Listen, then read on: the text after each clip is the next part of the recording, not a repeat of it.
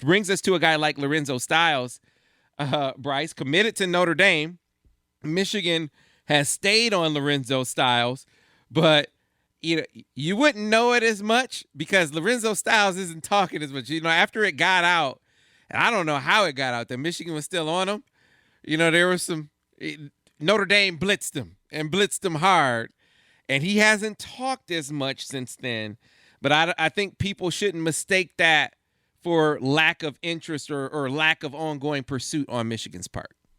I kind of take the blame for that. I wrote a piece on him, I want to say a month or two ago, about Michigan having contact with him. He took a FaceTime with Harbaugh and Gaddis, and that just erupted. And I don't think he thought it was going to be such a big deal. I thought he was just being nice. If you have a phone call from Jim Harbaugh, you're probably not going to say no. Mm-hmm. So he took it.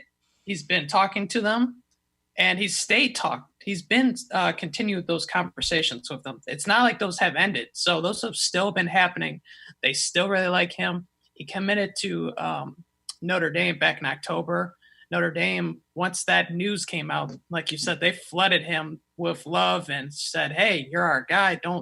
I don't know what you're doing, but just remember, you're our guy. We don't want you to come off the boat. So he's a guy that Michigan really likes. He's a local guy in terms of he's from Ohio. So some of these other wide receiver targets are from Georgia, from California, from everywhere. So this is a local guy. They want to, get on campus and see what they can happen. But yeah, he's a guy that they think they got a shot with. He hasn't stopped the communication with them, so that's usually a good sign. So Lorenzo Styles, Steve, again, I know that maybe we haven't written about him as much, but that's not about Michigan not being interested anymore. It's more about the young man kind of saying, wait, maybe I shouldn't be talking as much about, me showing interest elsewhere. That's kind of how I take it. Yeah, I agree. And you got to think Notre Dame desperate because they lost top 100 Deion Colsey already at receiver this cycle.